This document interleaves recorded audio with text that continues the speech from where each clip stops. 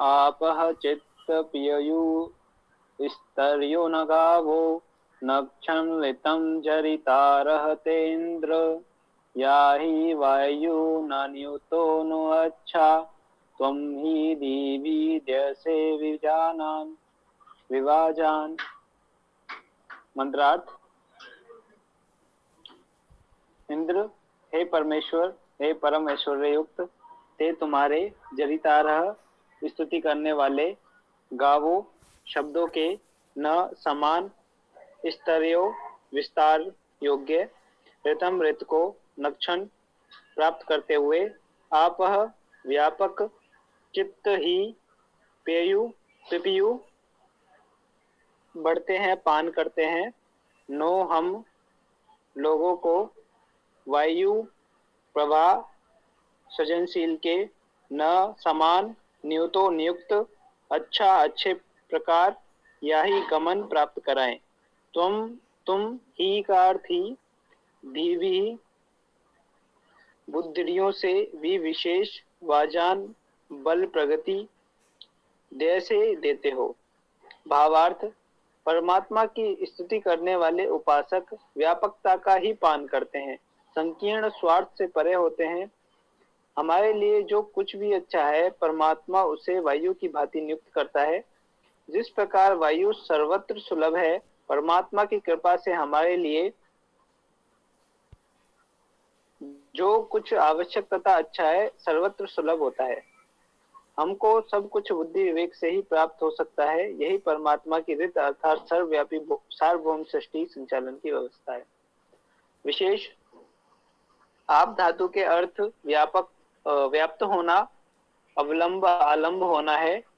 P धातु के अर्थ पीना सूखना है। स्त्र धातु के अर्थ पूर्ण करना, आच्छादित करना, फैलाना है। भू धातु का अर्थ शब्द करना, मनन करना है।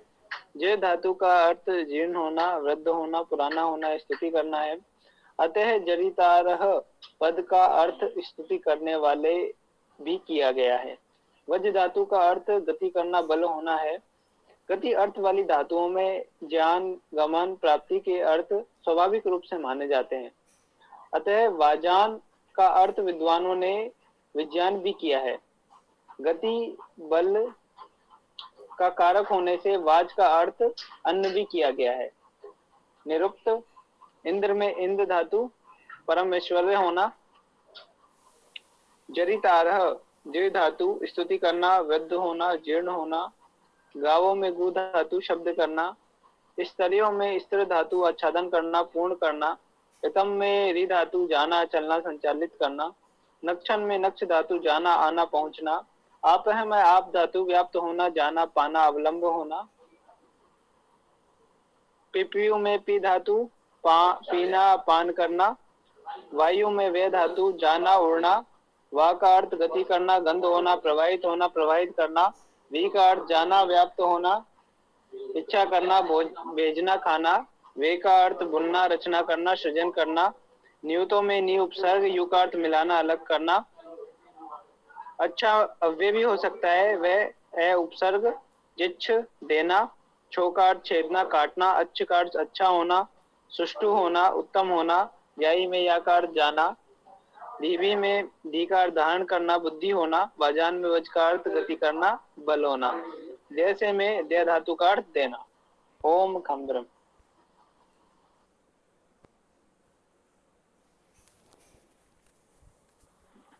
ओम खम ब्रह्म। यजुर्वेद अध्याय 33 मंत्र अष्टादशाः 18वां मंत्र।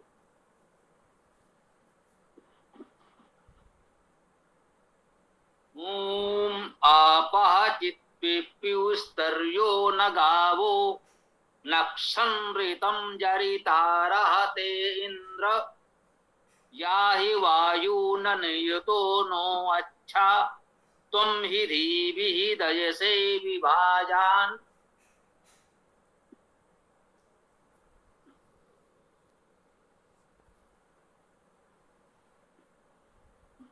आपः आप, हम लोग अर्थ को जिस प्रकार प्राप्त करते हैं, इस आप में प्रा उपसर्ग लगा तो प्राप्त हो गया, प्राप्त हो गया। वी उपसर्ग लगा तो व्याप और व्याप्त हो गया। आपका अर्थ इससे स्पष्ट हो। वी उपसर्ग के साथ व्याप्त, व्यापक, प्रा उपसर्ग के साथ प्राप्त। तो जो आप मूल शब्द है, इसकी मूल धातु जो आप है, उसका अर्थ इसी से स्पष्ट है। ये जो व्याप्त होने का भाव है, आप धातु का अर्थ व्याप्त होना, गति करना, पाना आदि है। से प्रा के साथ प्राप्त हो ही जाता है, तो पाना प्राप्त करना हो गया। ये जो व्याप्त होने का, गति करने का भाव है, यह सामान्यतः द्रव पदार्थों में जो फैलने का भाव है, उससे भी जोड़कर देखा गया। व्याप्त होना,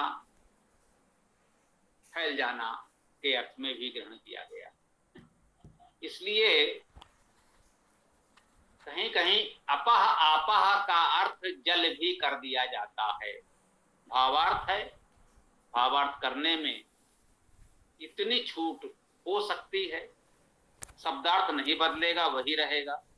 हम आपको यही बता रहे हैं। आपह, ये तो मानकर ही चलें कि आध्यात्मिक अर्थ में आपा का अर्थ व्यापक, ईश्वर का गुणवाची नाम। हम आध्यात्मिक अर्थ में ईश्वर को ही संबोधित करते हैं वेद मंत्रों में। इस प्रकार से जो भी गुणवाची देवतुल्य अर्थ आते हैं। चित्त अव्यय के रूप में ही का अर्थ है और चित्त धातु का अर्थ चेतन है। जैसा होगा ग्रहण कर लेंगे।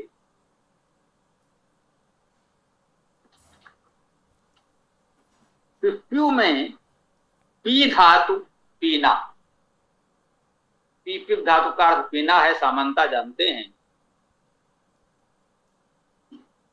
तो आपह जो ये व्यापकता है, यदि संकीर्ण अर्थों में जल लें तो भी कह सकते हैं पिप्पीहु, पीने वाले, पीने योग्य, इतना कर सकते हैं।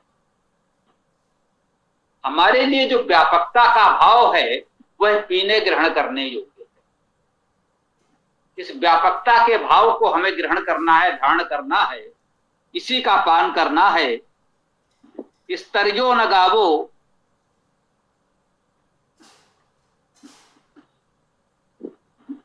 स्तर्यो में स्त्र धातु है, आच्छादन करना, पूर्ण करना। अब ये स्त्र से स्तर और भी उपसर्ग लगा दीजिए तो बन गया विस्तर।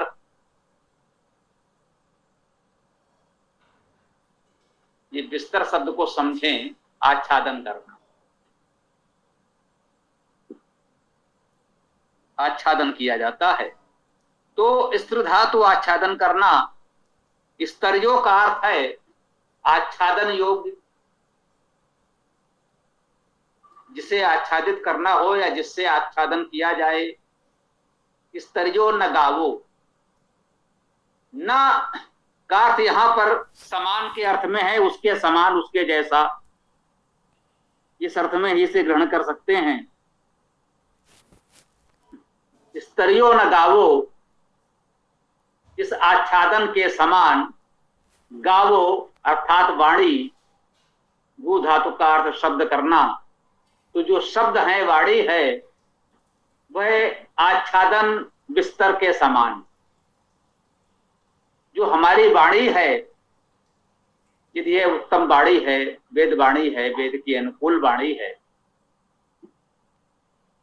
समाज के अनुकूल वाणी है, जिनसे हम बात कर रहे हैं उनके अनुकूल है, यदि हम लोगों के अनुकूल बोलते हैं तो वो आच्छादन का कार्य करे। वे हमको आच्छादित करके रखे, तमाम अनेक संकटों से, द्रव्य संधियों से, दुखों से बचाए। यदि वाणी ठीक न हो, हम कट वचन बोलते रहें, तो दुख कष्ट संकट आना स्वाभाविक है। तो कहते हैं आपाचित पिप्यु स्तरियो न गावो, हमें व्यापकता का पान करना है और व्यापकता को ग्रहण करके हम जो वाणी बोलें वह आच्छादन करने वाला हो, वह वाणी वह वचन आच्छादन करे, समाज को आच्छादित कर ले। अच्छी वाणी है, उत्तम विचार हैं, उत्तम शब्द हैं, तो समाज को आच्छादित कर ले और हमको आच्छादित कर ले, हमारा कवच बन जाए,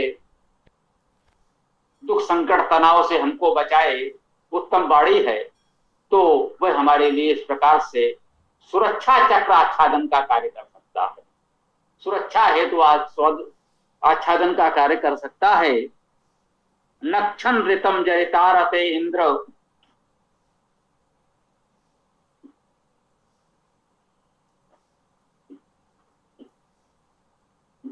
नक्षन ऋतम, ऋत को नक्षन, नक्ष का अर्थ जाना आना पहुंचना, गत्यर्थक धातु है नक्ष भी। नक्षन ऋतम, ऋत को जाते हुए, हमें जाना कहाँ है? ऋत को जाना है, ऋत की ओर ही जाना है, ऋत के विपरीत नहीं जाना है। ऋत की चर्चा हम लोगों ने की है। जो सृष्टि के प्रकृति के संचालन के मूलभूत नियम है वे ऋत हैं। उस ऋत का उल्लंघन संभव नहीं है। उसके अनुकूल चलेंगे तो सुखी रहेंगे। ऋत का उल्लंघन संभव तो है ही नहीं। यदि हम उसका उल्लंघन करने का प्रयास करेंगे तो कष्ट पाएंगे। और यदि इस बात को हम नहीं समझ पाए कि ऋत का उल्लंघन संभव नहीं है, तो लोग भ्रमित कर सकते हैं कि वैसा चमत्कार करते हैं, वैसा चमत्कार दिखाते हैं। इन चमत्कारों के माध्यम से लोग हमको भ्रमित करके भी ठग सकते हैं।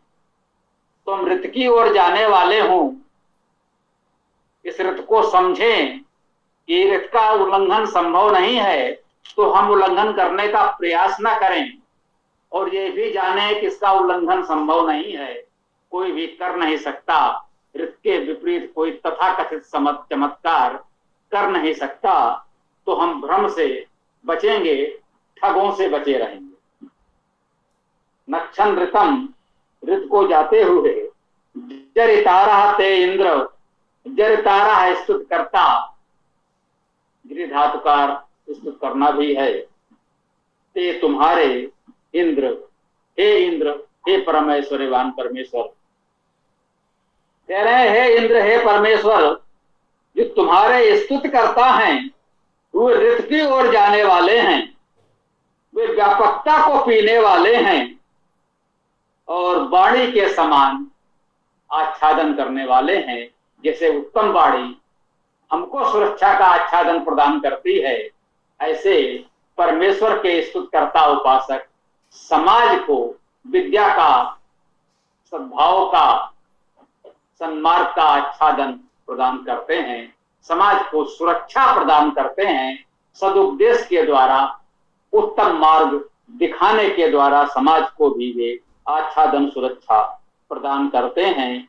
या ही वायु नयुतो नो अच्छा, तुम ही देवी दय से विभाजान। या ही, जाइए, या धातु का अर्थ जाना, या ही जाइए। वायु ना, वायु के समान, नियुतो नियुक्त। वायु किन धातुओं से कैसे बना है अभी भैया ने पढ़ा, अनेक धातुएं हैं, उन सबके अर्थ इस वायु शब्द में निहित हैं। वायु ना, वायु के समान। नियुतो, नियुत में नि उत्सर्ग और यु धातु का अर्थ मिलाना, अलग करना।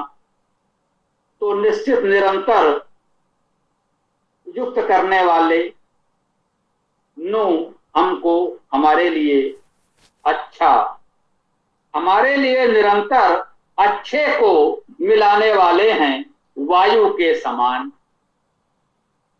उन पर जाइए, उनके पास जाइए। वायु के समान निश्चित रूप से निरंतर अच्छा मिलाने वाले। वायु जीवन के लिए अनिवार्य है, उपयोगी, आवश्यक तो छोटी बात है, वायु के बिना तो जीवन संभव ही नहीं होता। तो वायु तो बहुत ही अनिवार्य तत्व है जीवन के लिए। कहते हैं वायु न नहीं तो वायु के समान। जैसे वायु हमको प्राणों से, जीवन से मिलाकर रखता है, वायु न हो तो ये जीवन, ये प्राण छूट जाएं, वैसे ही अच्छी प्रकार हमको निरंतर मिलाकर रखें। तुम ही धीवी, तुम ही धी भी, धी द्वारा, धी बहुवचन है, तृतीया करण कारक, अर्थात धारणाओं द्वारा। धी धातु का अर्थ धारण करना, धी का अर्थ बुद्धि भी किया जाता है। सारी जानकारियां, विचार हम बुद्धि में ही धारण करते हैं, इसलिए बुद्धि को धी भी कहा गया तो ठीक है। इस प्रकार से कह सकते हैं। अब यहां धी भी कहा गया है बहुवचन में, तो बुद्धियों द्वारा, बुद्धि अनेक होती है। अब ये एक अलग प्रश्न उत्पन्न हो जाएगा, क्या हमारे पास अनेक बुद्धियां होती हैं, इस बुद्धि से ये कार्य करें, उस बुद्धि से वो कार्य करें? तो इसीलिए हमने कहा भाई धातु अर्थ ग्रहण कर लें।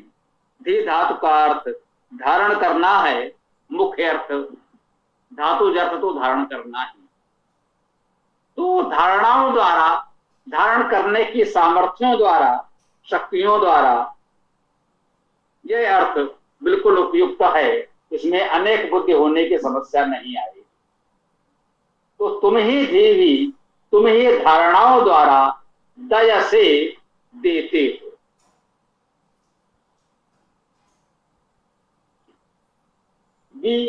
विशेष उपसर्ग है वाजान, बाजों को। तुम ही धारणाओं द्वारा विशेष वाजों को देते हो। वज धातु का अर्थ गति करना, मुख्य अर्थ यही है, वज धातु का अर्थ गति करना। बल होना भी अर्थ होता है, तो गतिशीलता बल के बिना कैसे हो। कहीं कहीं इसका अर्थ अन्य कर दिया गया है, भावार्थ। उस विद्वानों ने कहीं कहीं इस वाज का भावार्थ अन्य कर दिया है, क्योंकि अन्न से ही शरीर को बल प्राप्त होता है, उससे गति होती है। तो भावार्थ कहीं अन्य कर दिया गया है, इस रूप में उसे स्वीकार कर सकते हैं। ये हम आपको इसीलिए बताते हैं कि अनेक विद्वानों ने जो इस प्रकार के भावार्थ किए हैं, उनको देखकर आप भ्रमित ना हो, विचलित ना हो कि इन्होंने तो ऐसा लिख दिया, इन्होंने ऐसा लिख दिया, इन्होंने ऐसा लिख दिया, तो इसमें से सत्य क्या है। हम यही आपको बताना चाह रहे हैं कि वे सभी हमारे पूज्य विद्वान हैं, असत्य किसी ने नहीं लिखा है। हमें समझने के लिए थोड़ा प्रयास करना होगा। बस मुख्य बात यही है, यदि धातुज अर्थ का सिद्धांत आप समझ गए तो ये देख लें उस शब्द की धातु क्या है और धातु के अनुसार क्या क्या अर्थ संभव है। फिर प्रयास करें जो उन्होंने ये भावार्थ किया है, ये भावार्थ कैसे, तो सभी के भावार्थ का ऐसा कोई तर्कसंगत कारण मिल जाएगा। सभी लोगों ने अपनी देशकाल परिस्थिति के अनुसार वेद का भावार्थ भाष्य करने का प्रयास किया है। वे सभी विद्वान हैं, हमारे लिए पूज्य हैं।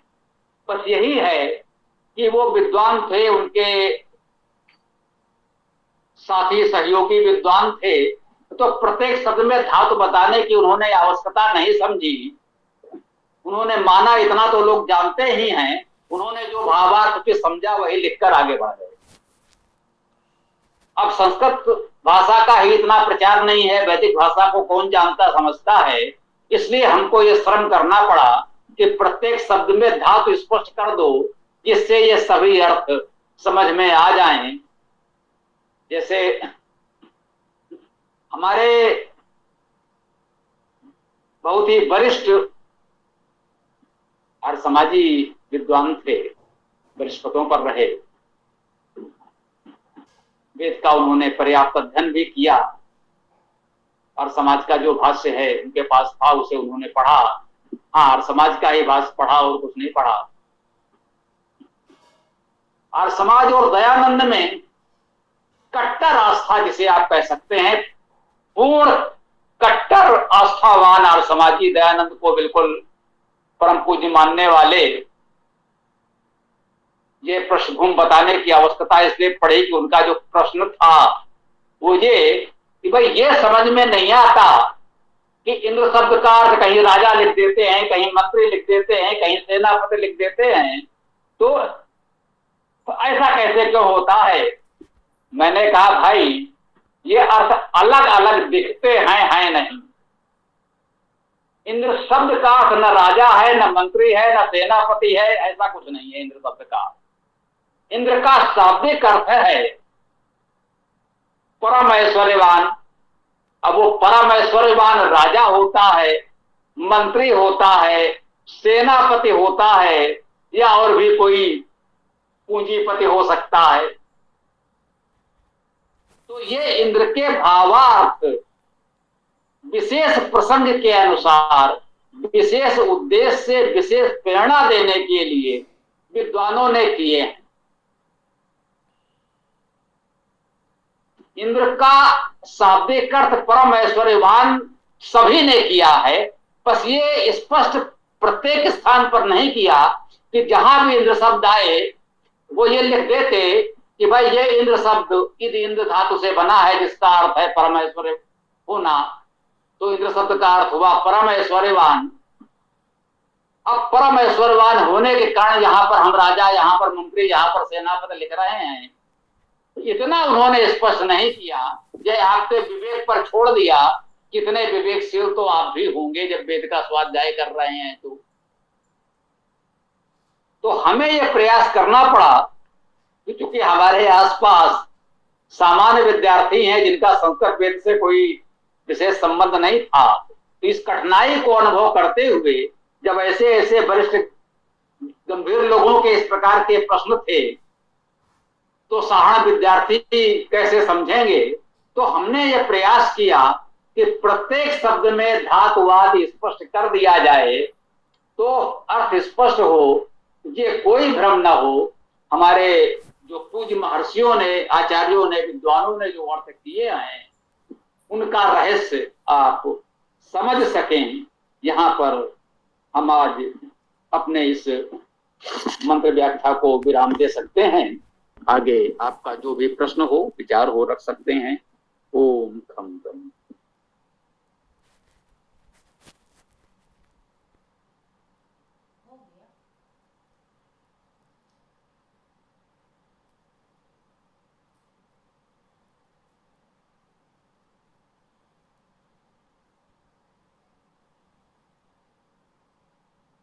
हाँ भाई पुलकित, देखो कोई प्रश्न न हो तो आगे जो भी करना है पाठ समापन कर सकते हो।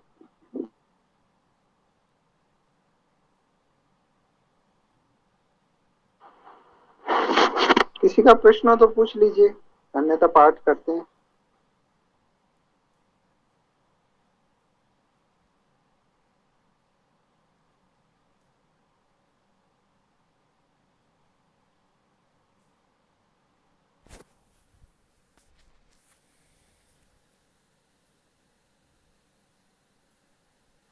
ये ठीक है, तो पाठ करते हैं। ने स्वाहुत प्रियासः सन्तु सूरय यन्तारो ये मघवानो जनानाम् उर्वानदयन्त गोनाम्। करते रहिए।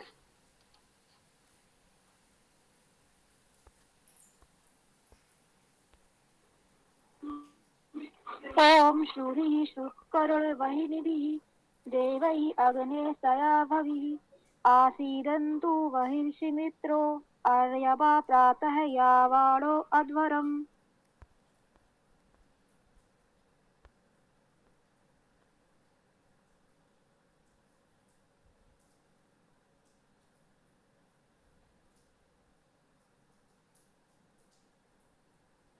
ॐ विश्वेषाम् आदित्ययज्ञानां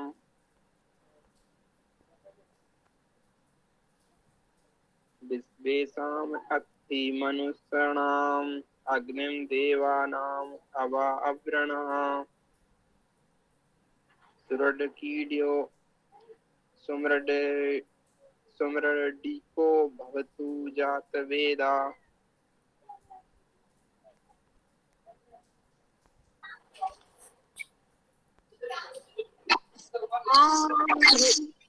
महो अद्य समेघानस्य शर्मणि अनागामित्ते वरुणे स्वस्यै श्रेष्ठे श्याम सवितुः सवीमनि ततदेवानाम् अवो अदा वृणीमहे।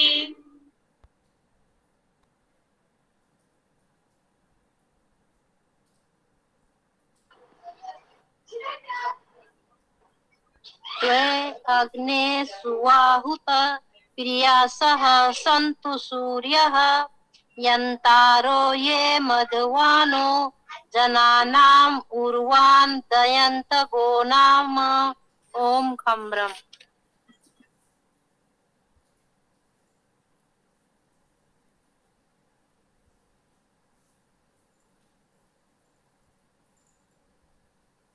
पुलक समापन करो।